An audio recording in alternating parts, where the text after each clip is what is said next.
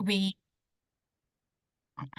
Thank you, Kelly, which we have realised is a completely neglected area of scholarship until now, as all the speakers and the discussants here today are all contributors to a forthcoming book edited by myself and Patrick O'Callaghan, who happily is also here today, on the right to freedom of thought internationally. And they were all authors of chapters focusing on the African continent. So today is a special 90-minute long panel, slightly different format, because we will have presentations from two of our speakers, followed by discussion, followed by a wider audience question and answer session. Please note we are recording today with permission from speakers and discussants, and the recording will be made available on the website. So if I could just first introduce our speakers and discussants. So I'm very pleased today to welcome Dr. Victoria Nyanzazi from the University of St Andrews, who was the co-author, along with two of our discussants, of the Kenya chapter. And also today, a presentation will be heard from Sifiso Numzalo from the University of Oxford.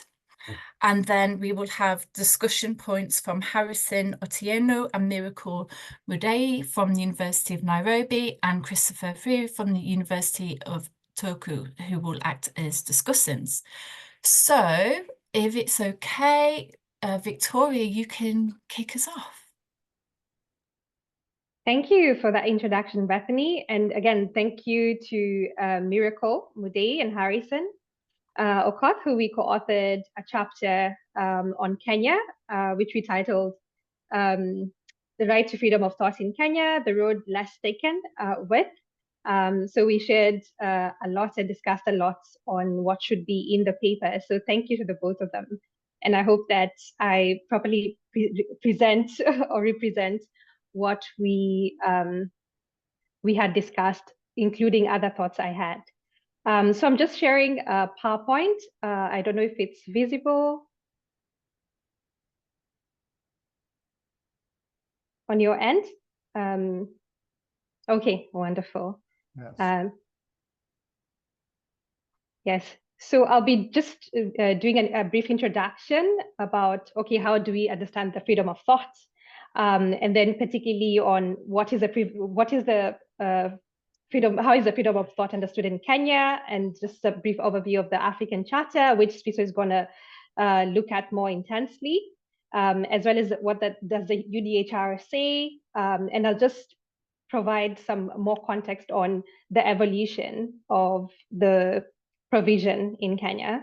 And then I look at the importance of addressing freedom of thought. Why is it important? So for me, being an academic and also having been a practitioner, I usually think about, okay, why does it matter? And how can we actually think about the freedom of thought in cases? What are the, what should be the content? What would be the limitations that we should be thinking about, and so on. And then I'll also be looking at the historical and legal framework, which is tied to the importance of addressing freedom of thought, and then challenges in contemporary context. So the freedom of thought is provided for in Article 32(1) of Kenya's 2010 Constitution, and it provides that, or rather it guarantees every person the right to freedom of conscience, religion, thought, belief, and opinion. And this is quite similar to the Article 18 provision of the UDHR, which provides everyone the right to freedom of thought, conscience, and religion. However, it's important to note that the previous Kenyan Constitution, the 1963 Constitution, provided in Section 22 that except with his own consent, no person shall be hindered in the enjoyment of the freedom of conscience. And that freedom of conscience was said to include the freedom of thought and of religion. So it's quite interesting to see that actually, the freedom of thought was said to be included within freedom of conscience. I don't know what the thinking around that was, but it could be the fact that, obviously conscience is about, how your inner feelings, your inner, what guides you based on your inner thoughts and so on. So that thought then could have then been thought of in that sense. And then, so in the other provisions, so Article 32 talks about thoughts, conscience, religion, opinion, and then 33 of the Constitution talks about freedom of expression. So, and then there is, in most of the cases that I will highlight in Kenya, you can see some correlation between these rights and how they are tackled in cases. So showing that the relationship and interconnectedness between the forum internum and forum externum. Yes. So how do you understand the freedom of thought?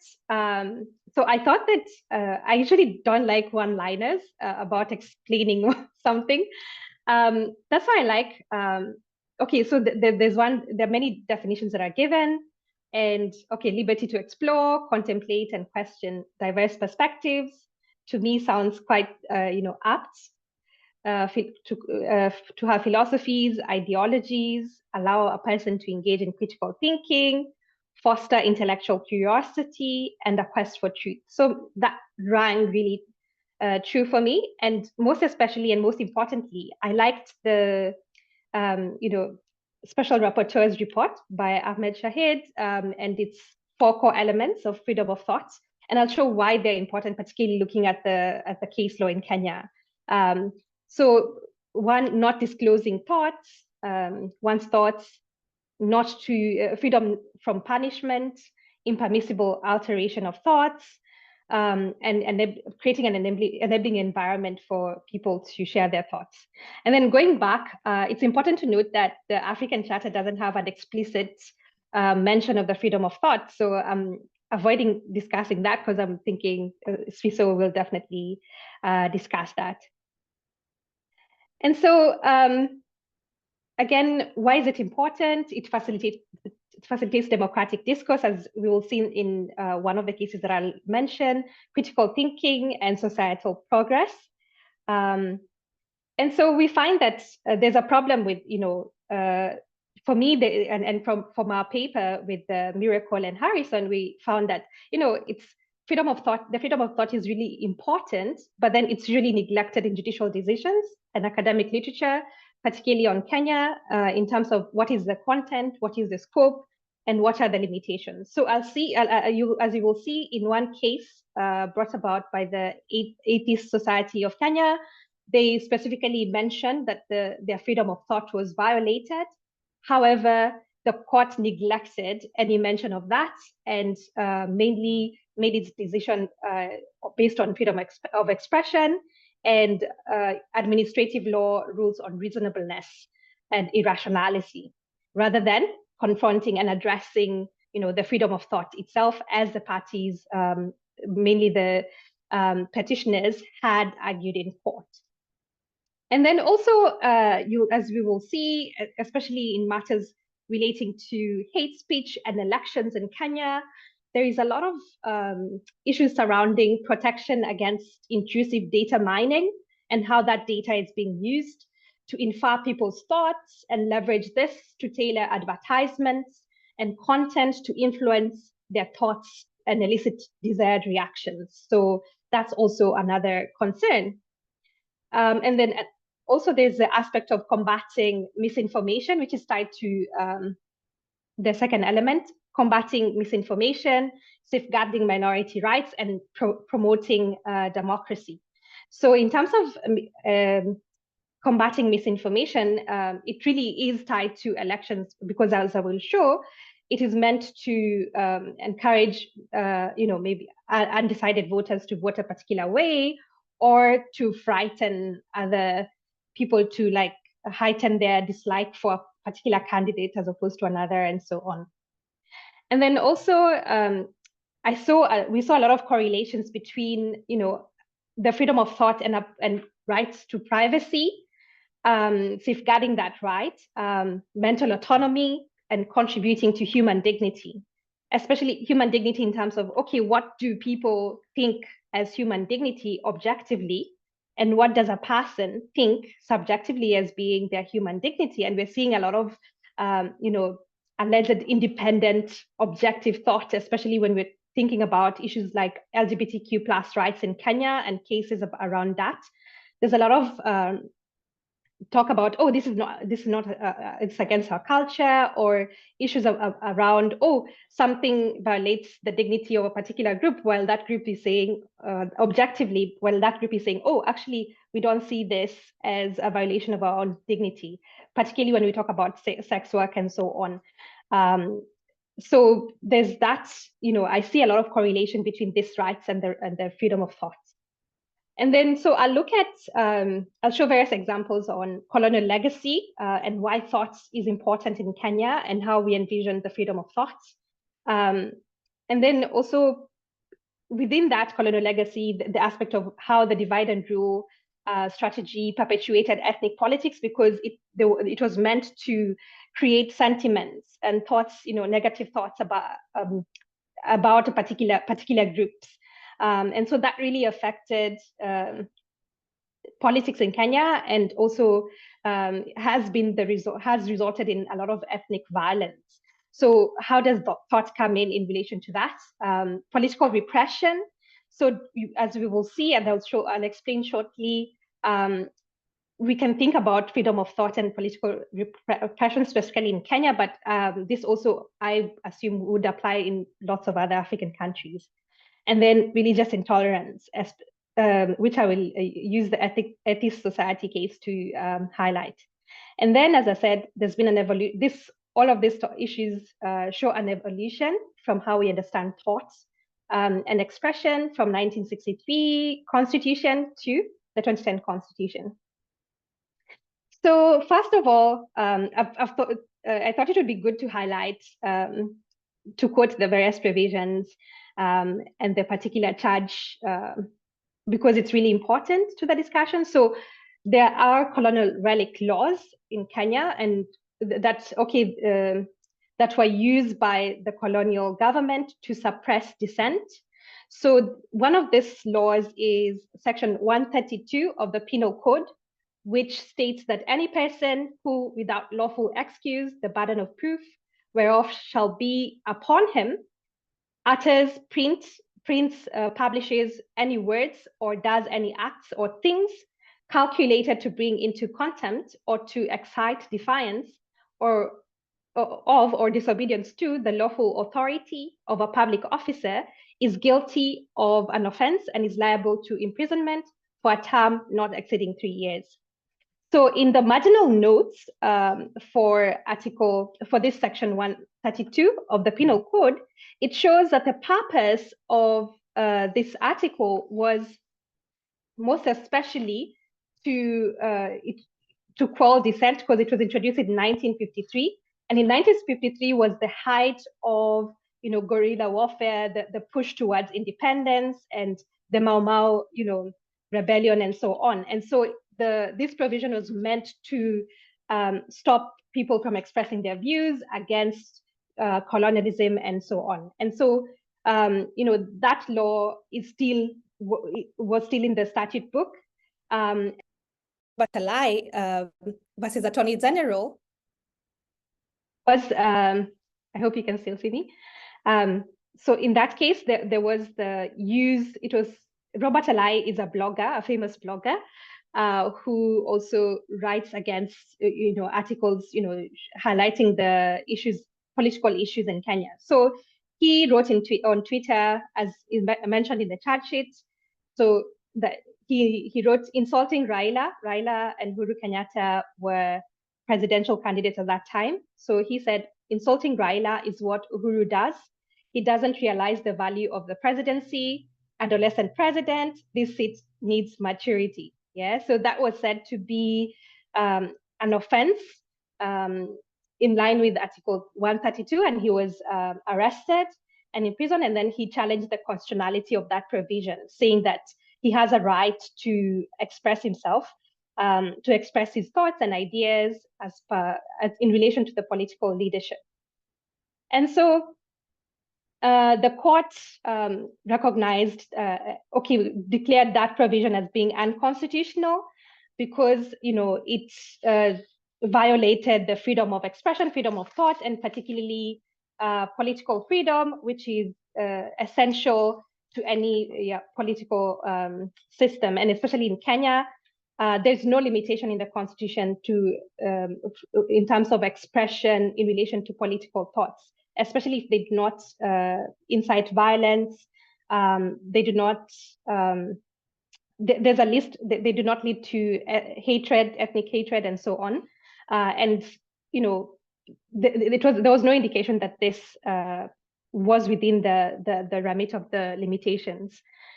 And so that's one example. And also political repression from 1963 and before onwards was used by despotic governments, regimes in Kenya to prevent any sort of dissent. So in one of the writings by one author, Koigi Wawambere, who was also a political detainee, he said that at that time, when Kenya's first president, Jomo Kenyatta, was about to die, there were also crimes of thought for which people are detained and imprisoned.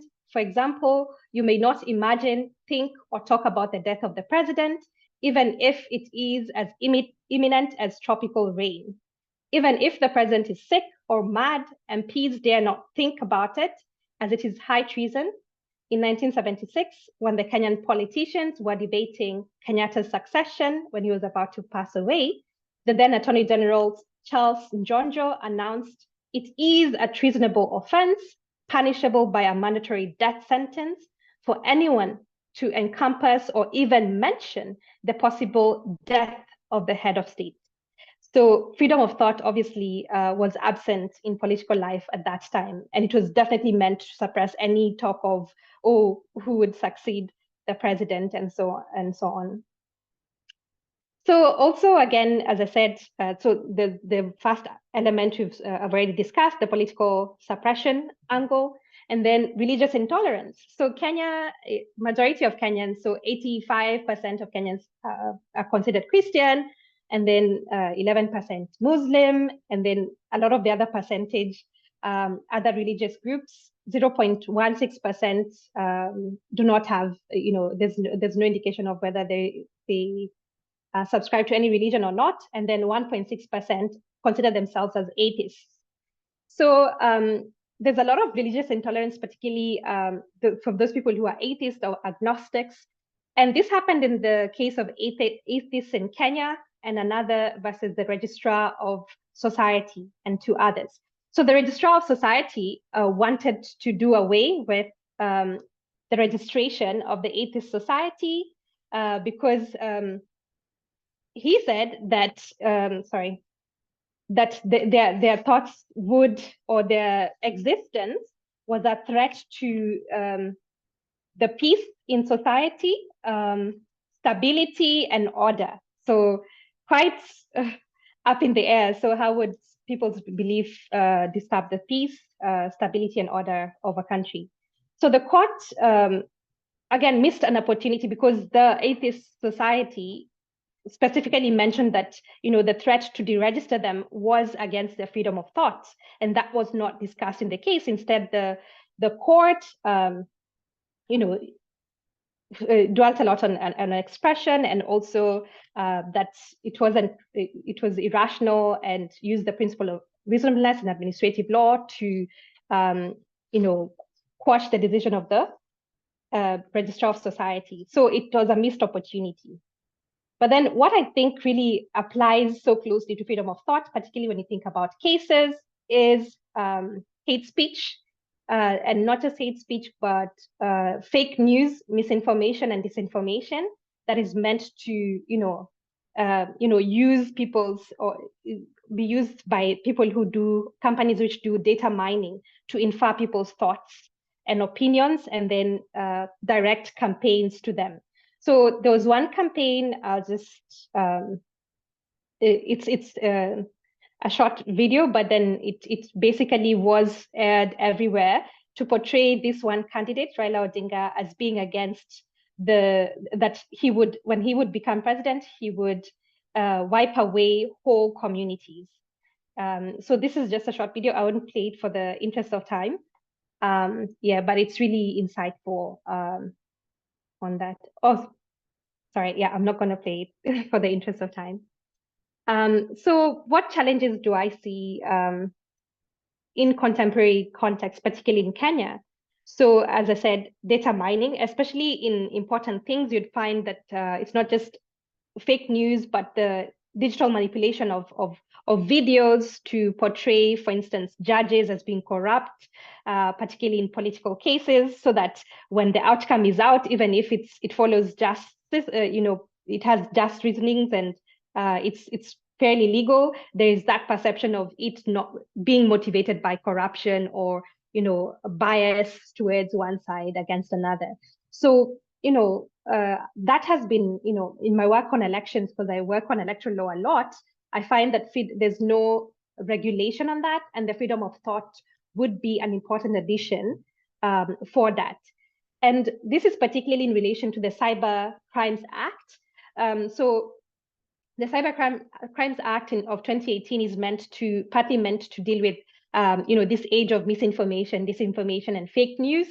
But then the challenge is that it has, many of the bloggers and many journalists have brought a case in court, though they weren't successful. They keep campaigning about the vagueness of the term, what would amount to false, what would amount to misleading information, which can be manipulated or which can be used to, not just in the right way, but by politicians to suppress or governments to suppress dissent, particularly by politicians, because misleading is quite vague.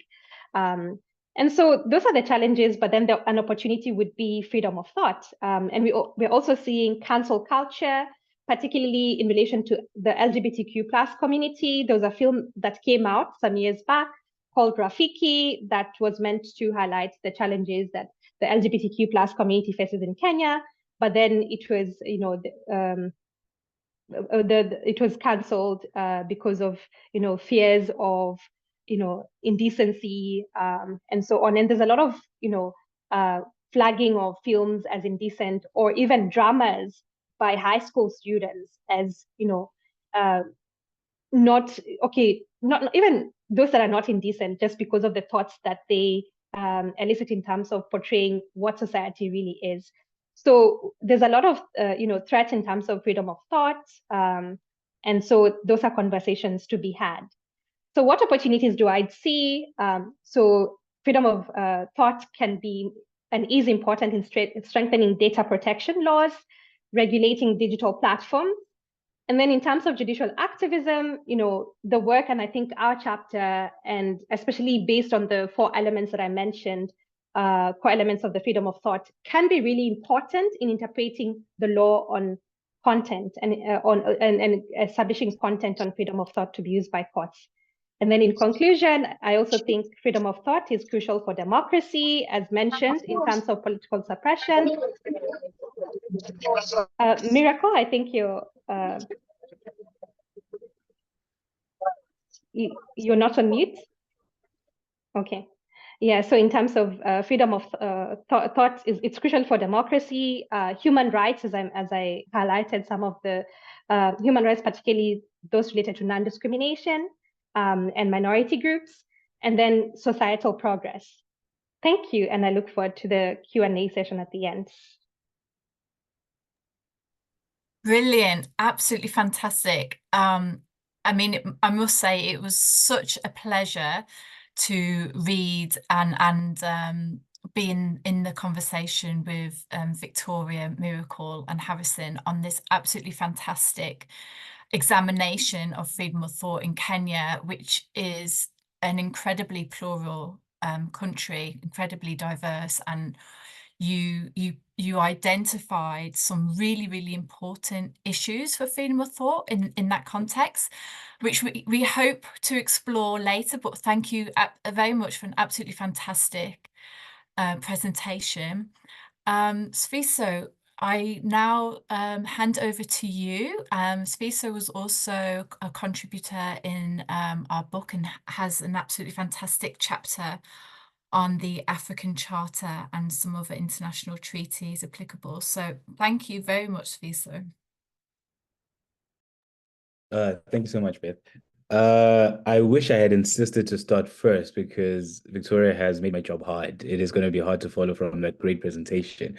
So anyway, I will stop being nervous and aim for something. There's Einstein in the background, so hopefully I'll be able to sort of think. Someone once asked me if that is my grandmother. I kid you not. There he is in the back. Okay, anyway, let me be a little bit more serious. So I am dealing with the African Charter, and I do have some slides, and I can put them up if that matters. But I was hoping actually that would be a conversation, so maybe I will abandon the slides and we can just have a conversation. So the African Charter was drafted in 1981, and then it was sort of, well, it was adopted in 1981. It then came into effect in 1986. It's an interesting document because it sort of is meant to be this regional document in which sort of African states make their particular claims. There are claims about human rights, which are particularly grounded in African law and African legal theory. And the reason why this was drafted was because they thought that, the Universal Declaration and the sort of international covenants did not adequately reflect the sort of particular reality of Africans. So before I sort of jump into that, as I was reading, so part of my thesis is reading constitutions for some weird reason. So I have read all the constitutions in sort of Africa over the last couple of years, and there's 38 constitutions that have freedom of thought explicitly recognized. The others, I haven't really looked at what the case law is, but at least at a sort of at a doctrinal sort of textual level, there's at least 38 countries that explicitly recognize it. Now, with that, that is the majority of the African states. You would then think that the African Charter would reflect that. Unfortunately, it does not. It does not have a right to freedom of thought. Article 8 has freedom of religion and freedom of conscience. And religion is sort of broken down into the idea of holding a religion, and then the other one is professing a religion.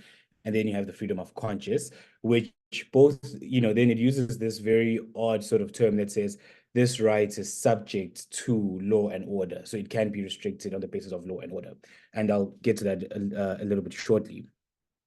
So we have the African Charter, but then the African Charter, if you look at Article 18, it sort of purports to represent women and children, but it's like puts them together in one little provision, and that's the end of it. So Frans Falyun, who's one of the leading scholars, has critiqued this and has said that the African Charter basically saw women and children as an afterthought.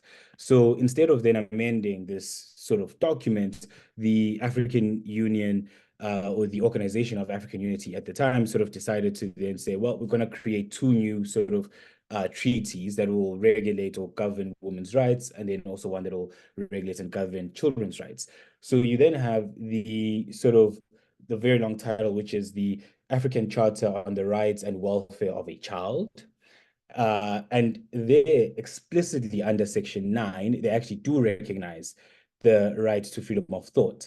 So, and that charter is applicable to anyone that's under the age of 18. So for people from Africa, Victoria, myself, we lose our right to freedom of thought as soon as we turn 19, because the charter doesn't recognize, I'm joking, that is a joke. It's an oddity that I pick up in the paper. But obviously I argue that it sort of should be understood differently. And then the Maputo Protocol, it's actually known as the Protocol on the African Charter on human and people's rights, on the rights of women in Africa.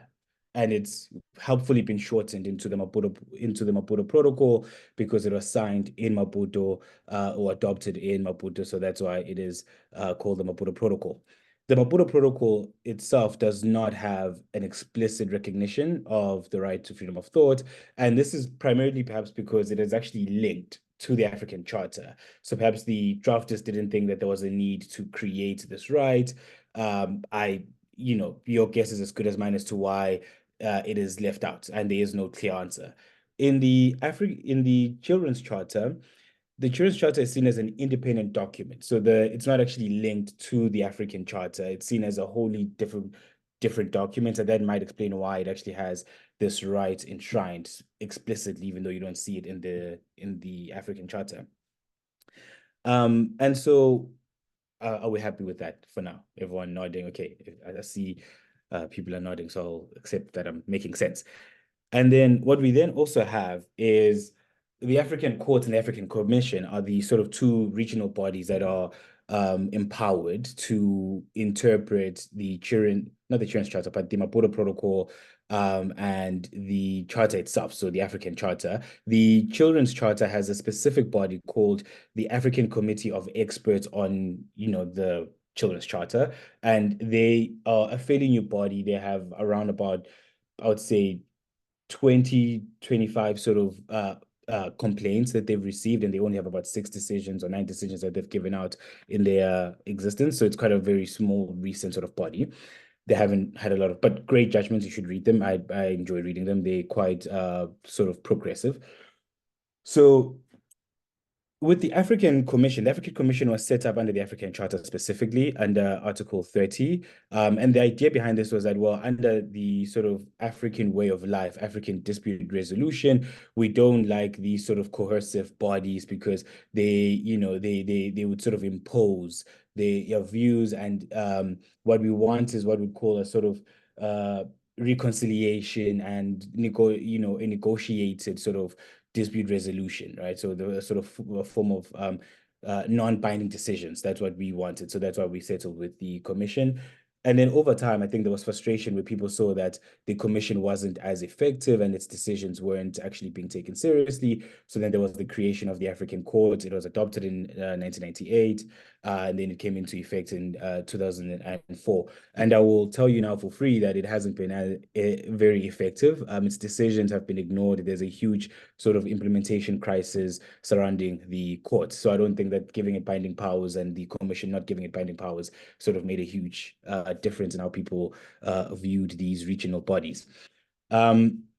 Article 8, which is really where you could maybe ground, and Article 8, as I said, refers to freedom of religion and freedom of thought. That's where you could potentially ground, freedom of religion and freedom of conscience. That's where you could ground a freedom of thought argument.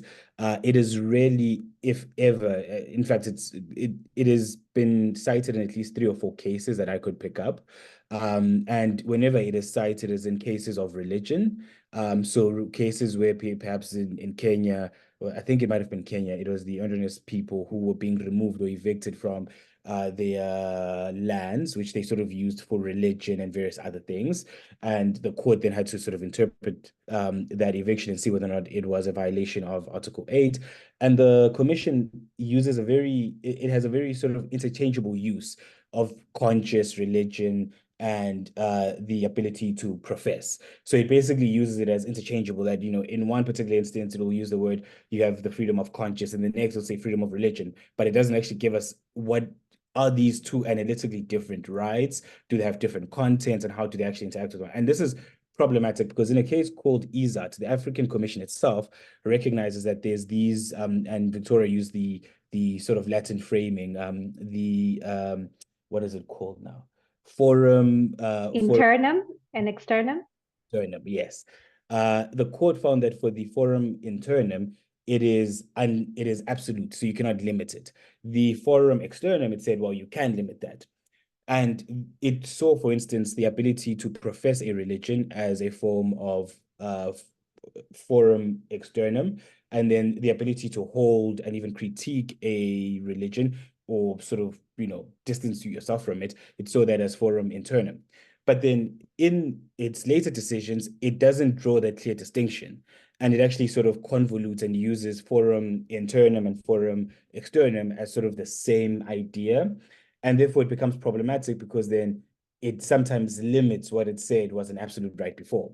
And I go through this in a much more coherent way in the paper. So there's that problem. And as I said, it hasn't been invoked judicially quite a lot. And in the case that it has been invoked, it's been on cases on religion and sort of conscience, with religion really being the focal point of the commission and the court. There then has been there's a case called Sarek versus Nigeria. It's a very famous case that everyone who studies the African Court, the African Charter, will always cite, because it has principles for everything. I don't know how they achieved it, but it is citable for almost every single thing. And in that particular instance, the commission said that the charter can sort of have implied rights. So even if a right is not expressly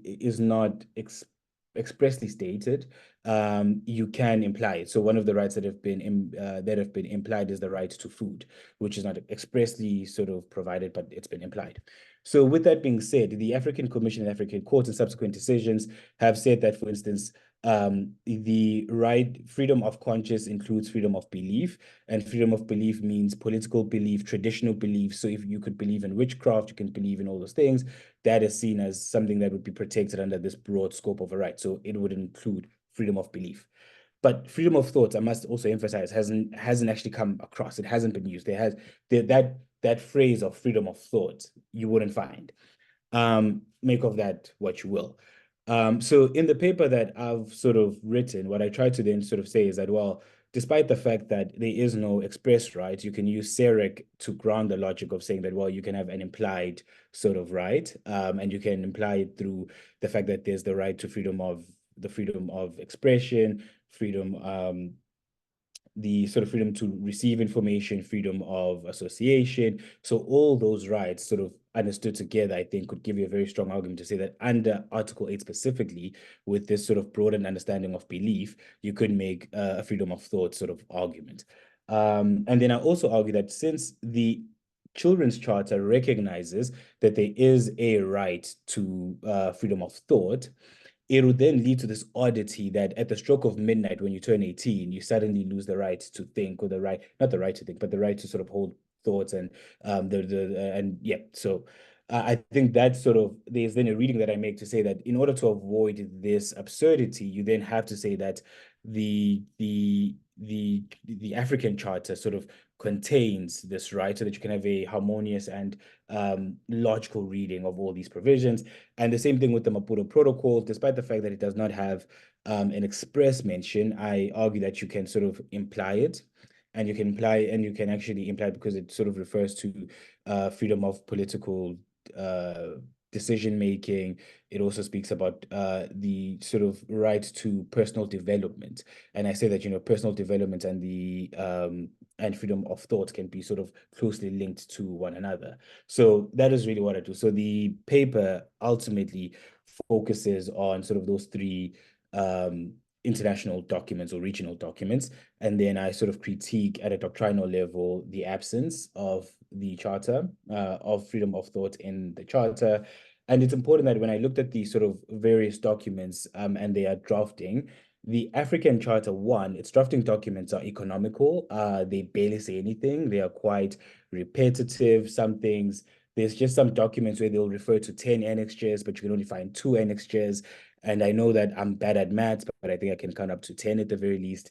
But so there are all these inconsistencies that exist with the drafting documents that I can't sort of use in order to show where freedom of thought fell off, if at all.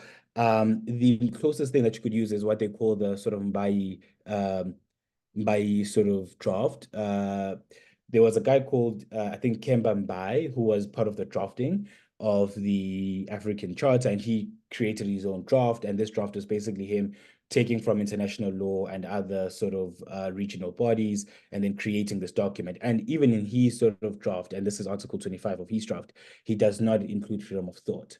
But it seems like historically it's been omitted, but I could be wrong on that, based on the basis that the documents that I found are quite economic and they don't really tell a great story. So yeah, I will stop my rambling there, and I hope to get any questions. Not rambling at all. Very, very rich, very comprehensive. I think you told a very coherent narrative about the right's existence in the various different treaties.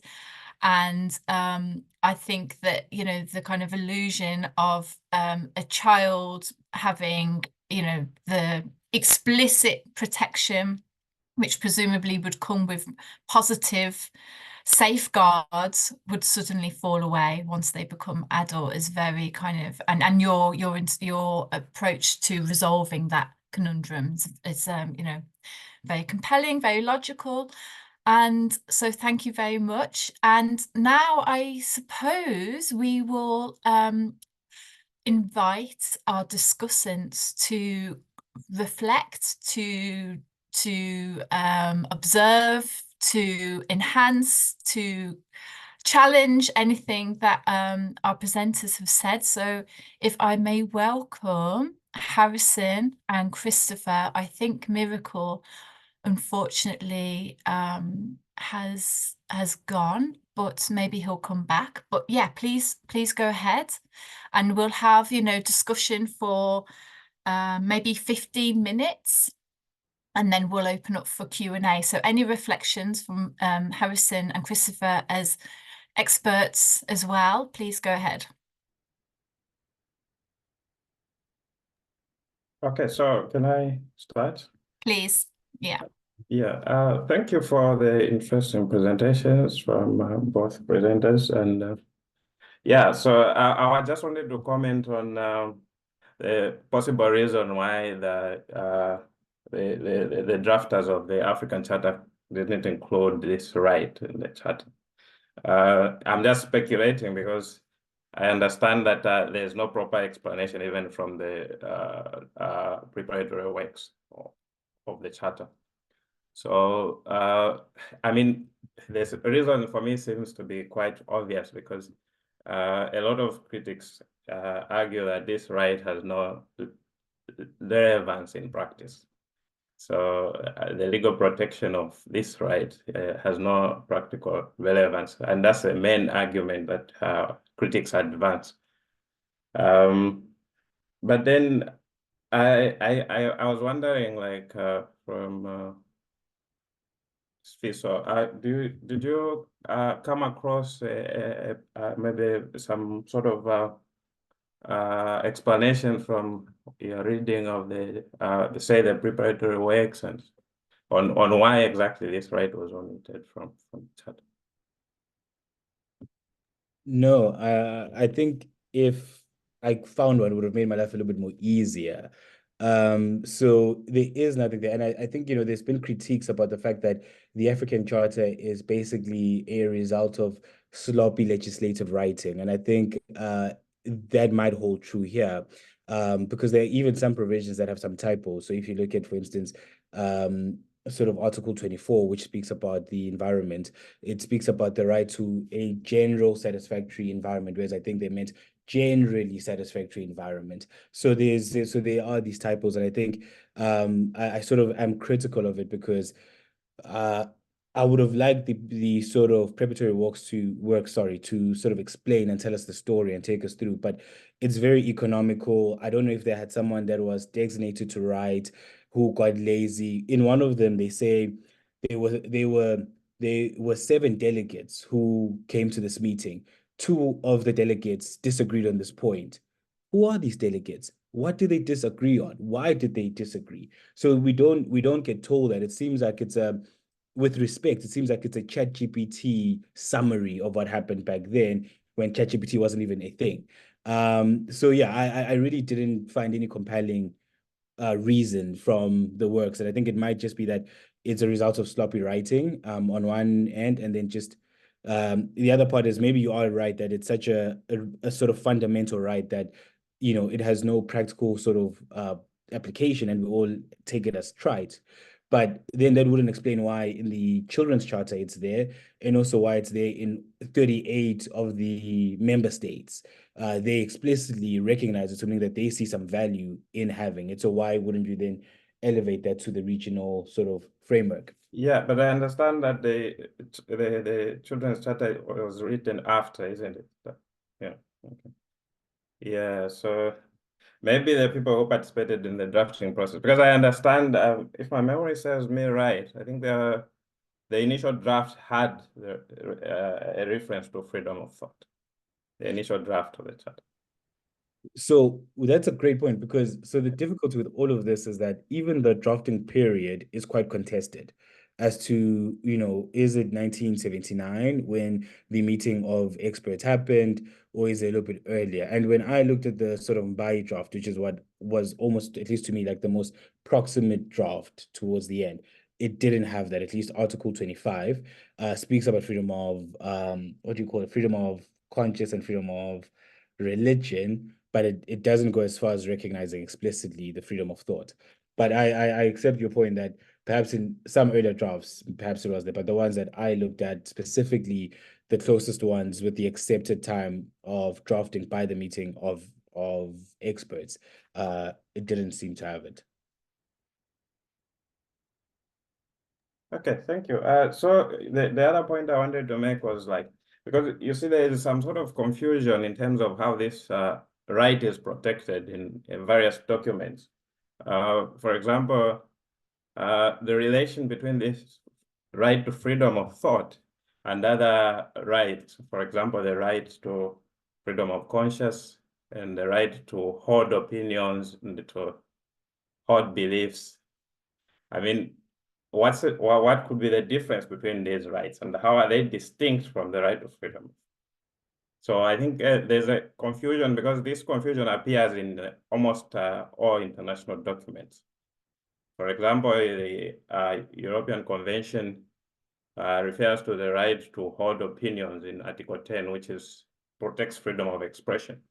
So can you hold opinions without thinking? So I mean, there's that confusion that is there in all documents, I think, and even under the African Charter, if you protect freedom of conscience, how do you protect freedom of conscience without protecting freedom of thought? Is freedom of conscience independent of thought?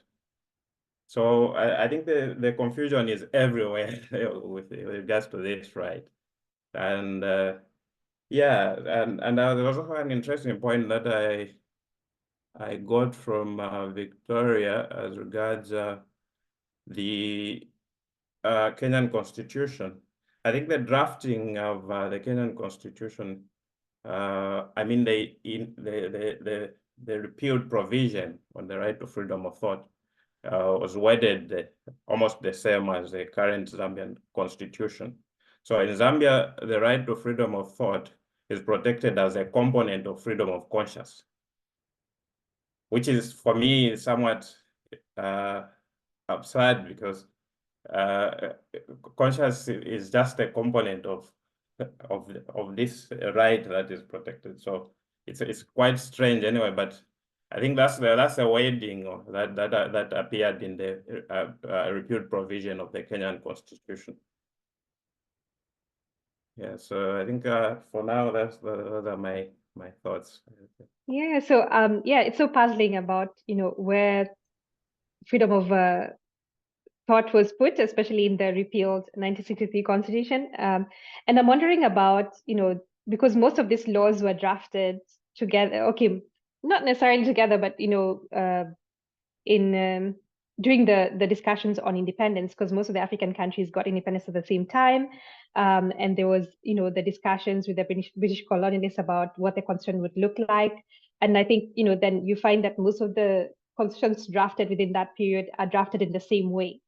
Yeah, as because having a constitution was one of the requirements to getting independence. So yeah, so my thoughts would be that, but then not much thinking going into that. But I'm just wondering, based on the laws on kind of limiting thoughts or limiting expression because of the fight for independence at that time, I'm wondering whether merging thoughts with conscience was meant to kind of limit try to limit the outspokenness about thoughts against the colonial government, about the leadership that was in place at that time, and so on.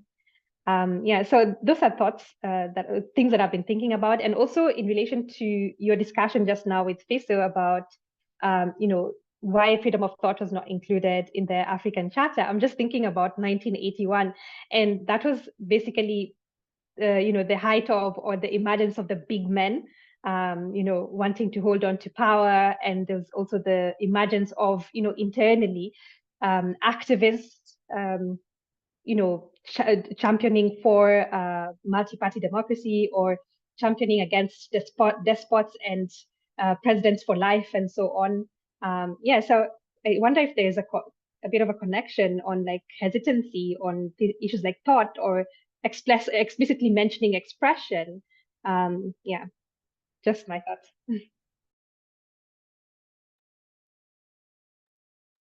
Yeah. I don't know if okay. Sure, you can go ahead. No, I was just gonna say that on your first question, which I think is a very difficult question, on the sort of difference between conscious and opinion, and the fact that you sort of can't have an opinion if you don't have a like thought, like you have to have freedom of thought as a sort of byproduct of that right. There is, I think, a debate and a paper that's been written. Christoph might be a little bit better to answer this and be better placed to answer this at a more analytical level. But to me, there's this sort of like the ability to not sort of be forced to hold particular thoughts, or not reveal them, to not be punished for thinking in a particular way. I think that's what it speaks. So the attraction is on the sort of the forum. I keep on struggling with this. Forum Internal. There we go. Victoria, what would it be without you?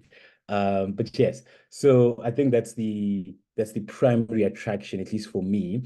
But there's smarter people who have sort of written. I think Susie does mention this in sort of her paper on rethinking freedom of thought in the 21st century. Like, she has a sort of debate and sort of says that these are connected rights, but there's an inherent importance. But I'll leave it to people that are better placed to answer that.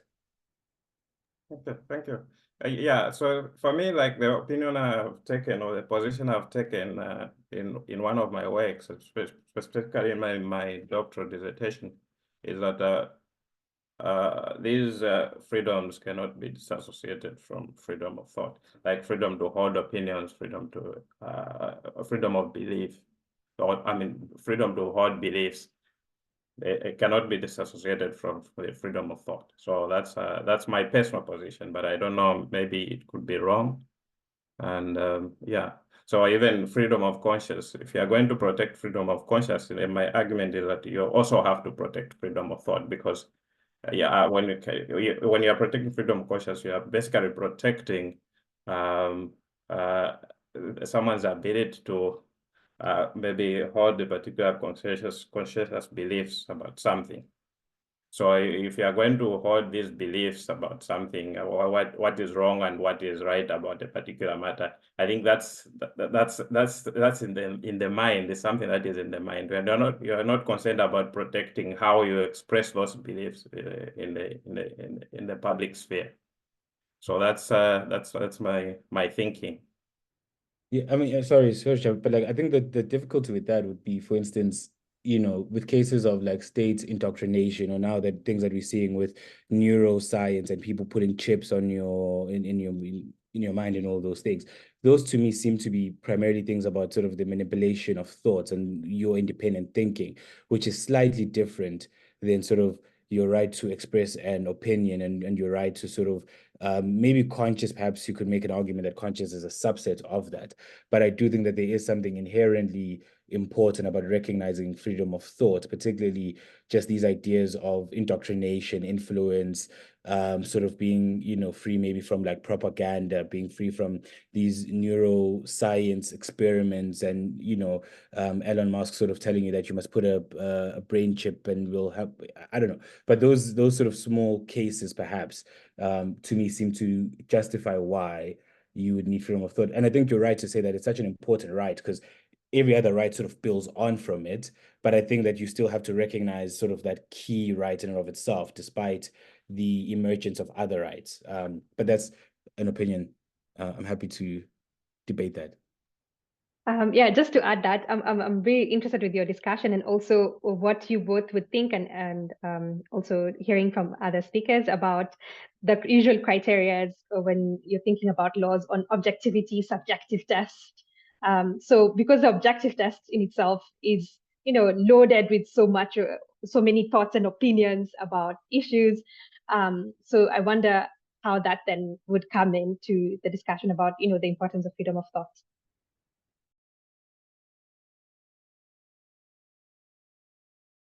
Thank you so much. Harrison, I don't know whether you wanted to come in with any comments, but I will perhaps open it up for general Q&A now, as we have half an hour to go. I know there is at least one question hovering in the background, okay, so that's Patrick, just a comment from now. And, I have some questions as well, but I will hold back and save them in case there is a silence, which is unlikely. So please go ahead, anyone who wants to open up. Ahmed, I can see your hand, thank you.